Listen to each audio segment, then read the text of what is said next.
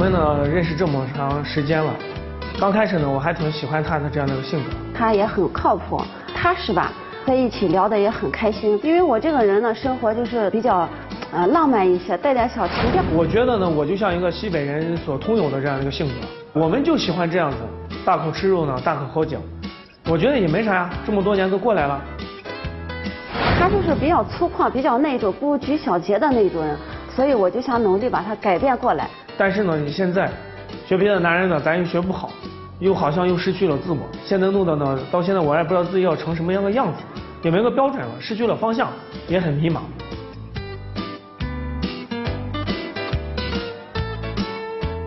他老是不理解我，我觉得我都是为他好，所以呢，我就觉得特别苦恼。看那大杯喝茶的时候，现场的观众笑了啊！我就这样，我喝不了你们南方那功夫茶，一杯一杯的嘬不解渴，我老觉得，仁者见仁，智者见智，大概是一个生活习惯的问题引发了这对情侣在情感上的一些冲突。那接下来我们用掌声请出这一对，来，掌声有请。男主人公小邓33岁，来自陕西，是一名销售；女主人公小李38岁，来自甘肃，是一名销售。来，有请两位。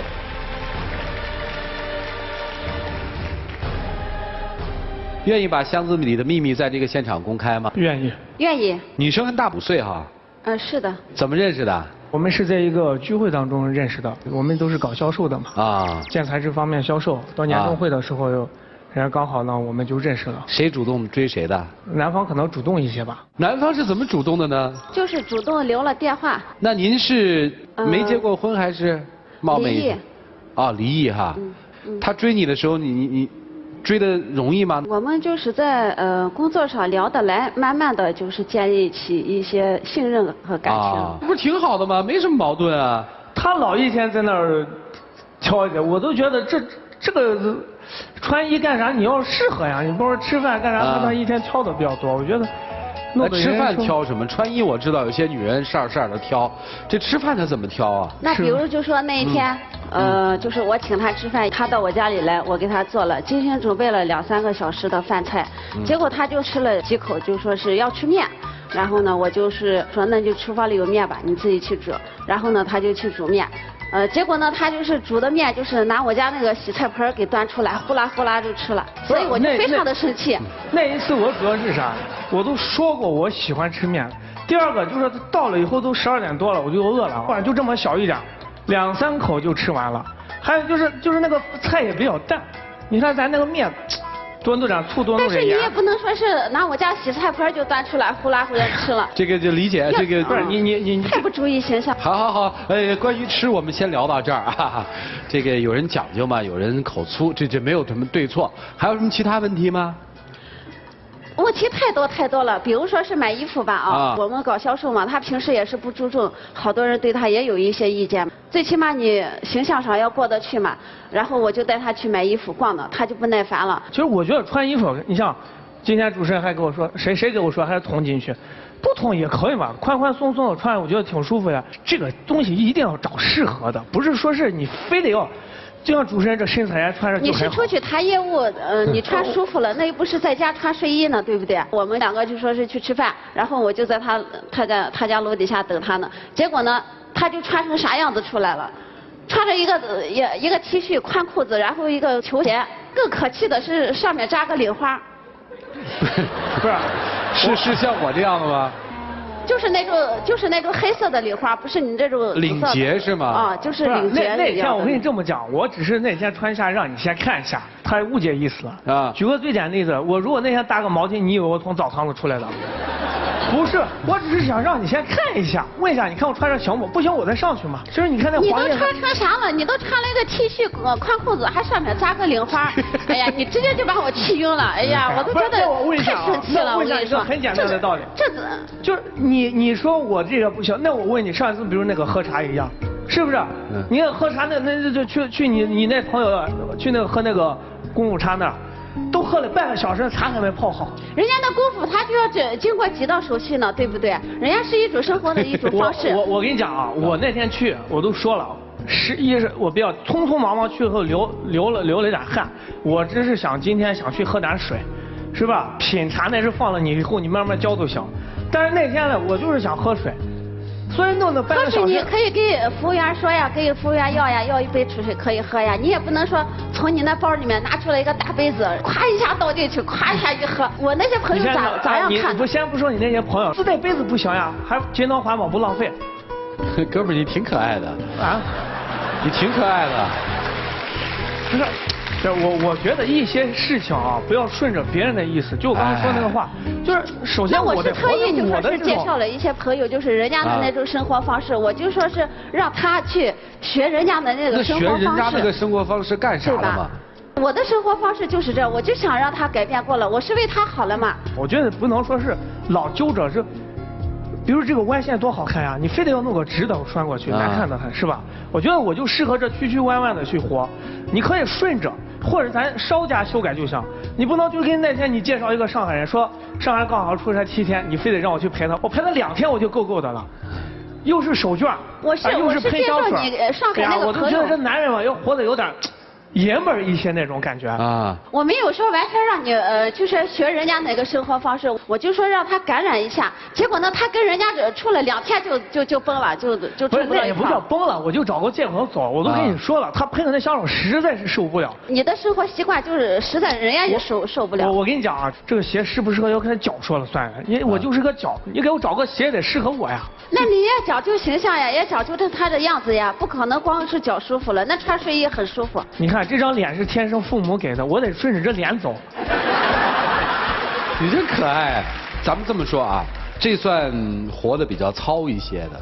我想知道的是，他讲卫生吗？会不会说好几天不洗澡？这个没有。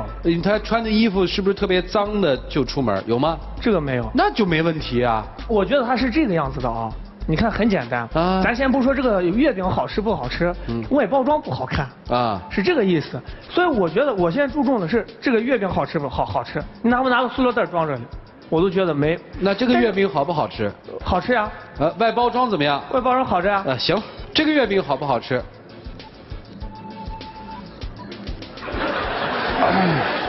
重新给它包装一下行吗？其实他学不来。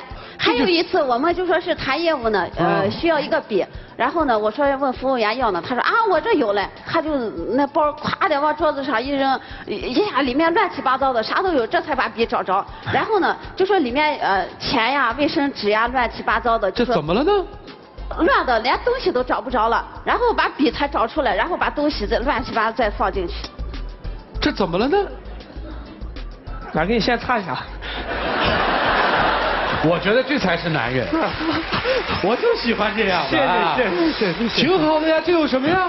我们就这样啊。好吗？这种习惯太不好了。没什么不好啊，发生在他们身上的故事，我怎么觉得像在说我，你知道吗？一模一样，我也是这样，自己带一个杯子喝功夫茶，我说这太慢了，也没人说我土。这个现场啊，还真是就有你说的那种男人。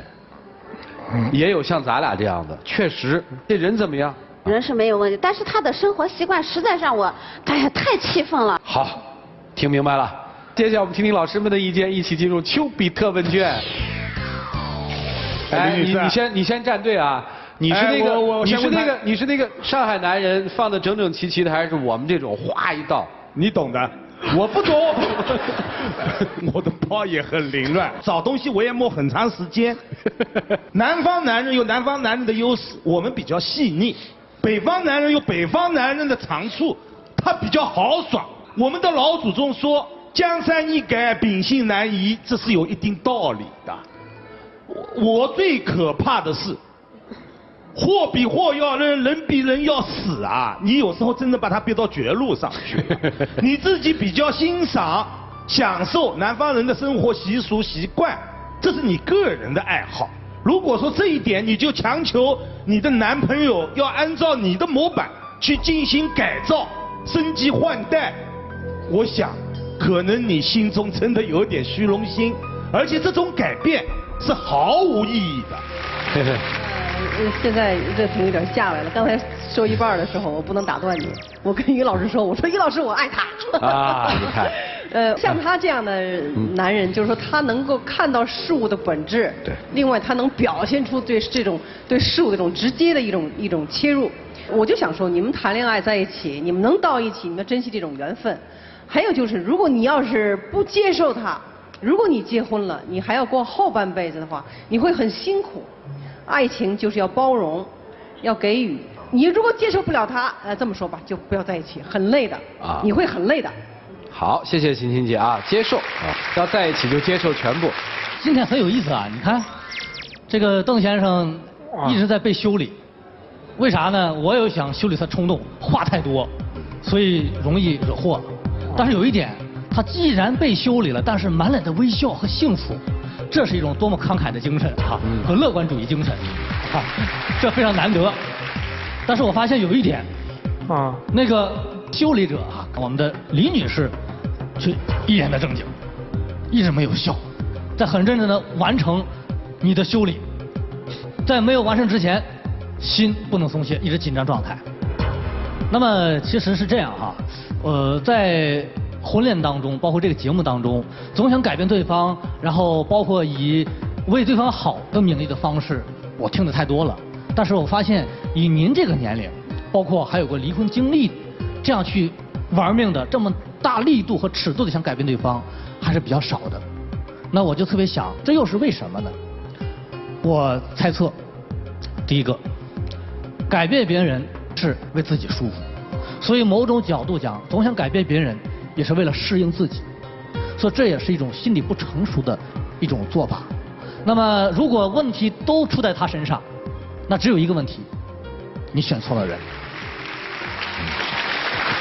涂老师，哎，这很整洁的，他非常整洁的。好酒饮到微醉后，好花看到半开时，这是一种审美。大块吃肉，大碗喝酒，酣畅淋漓，岂不快哉？这也是一种审美。其实我想说的是，如果审美是一种互相欣赏、尊重，并且由自己的知识、文化和涵养来真正支撑的这种审美，是和谐的。但如果审美是有高下之别的，是有强求的，那这种审美有的时候很残酷。怎么说呢？我原来经常说一句话，我说别人说我装，我说我不装，他说不装也是一种装。那我问他，我到底是装还是不装？为什么这么说？他是他的生活方式和审美方式，你是你的审美方式和生活方式。但是往往以自己的审美情趣而居高临下说你土的人，这种人基本上是不懂审美。真正的审美一定是包容而欣赏的，而绝对不是说以体现你为丑来衬托我的美。所以说，如果审美一定要强求，很残忍。你既然说别人土，明天就会被别人骂得体无完肤。所以说，真正的审美是在心里，还是看这个人到底怎么样，这个非常重要。很简单的一种情况，你说这个男人穿的土，但他心里爱你。你找一西装革履、头发倍儿亮的人，他未必爱你。他如果只看重你这张皮，说句实在话，大姐，您长得并不怎么漂亮，穿衣服也并不怎么有品味，您是一个很朴素的大姐。其实他也挺朴素，所以说这种审美没有必要强求。人的这辈子过的就是真情实意、朴朴素素的生活，不要去强求要过别人的格调。格调这个东西永远是虚的。但我想跟他说的是，可能有一部分我们要区别，有一部分是品味和情趣，有一部分其实是礼仪的问题。就我刚才说装和不装的问题，要不要装，有的时候也得装。我老婆她经常会骂我，你在爱宝每次坐那儿翘个二郎腿，然后把腰当个屁股坐在凳子上，然后肚子鼓起来，人家跟你说介绍你，赵川介绍你，你也不搭理人家，笑也不笑一个。你该不该这样做？然后我就每次跟他辩论，我说我当时心情就那样，我就不想笑。但有的时候真的该装的还是得装，可能是一种尊重。所以现在我会偶尔有一点小笑容。所以说有的时候该礼仪的东西该装的还是得装，但是如果在爱人面前还要装的话，那真是作死。所以说在爱情生活当中学会欣赏对方的审美，在社会生活当中该要的礼仪咱还得有。好吧，大哥是个好人，好好珍重。不要去为了什么而什么，你要什么样的人就奔什么样找，你别老想去改造一个人，找到了就好，找不到就放手也行。我觉得你这样就挺好的，啊，但是有一点，确实于老师说你话多，男人啊就不那么多话，受委屈得了。他要不是你的菜，你放开他，我相信电视机前有很多女生会喜欢他，没有什么臭毛病，粗不拉几的，对你又好，还比你小5岁，还那么喜欢他，你爱他吗？爱。大声说。爱。你有多爱他？爱。当他不挑我毛病的时候就爱。可劲儿了，你看还拿个劲儿呢。时间留给你们，一起进入黄金60秒。我这个性格里是由这个环境和在这个环境当中所经历这些事情决定的。我是一直都很注重于这个顺其自然。如果是确实你让我去改的这些，我觉得我还是很有这种自信，但是这种自信应该要有一段的时间。一切都让时间去说话，因为时间会给我们一个很好的一个结果。这就是我想说的。两位请换箱子。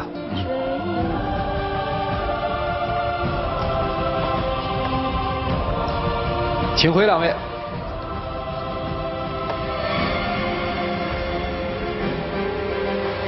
来，请关门。生活里面这样的事儿其实还挺多的。其实大家千万不要忽视了，生活里面真的有那么多大问题吗？没有吧？恰恰就是今天我们看到的柴米油盐的冲突和碰撞。看看他们自己的选择吧，看看女生是怎么想的。5、4、3、2、1，请开门。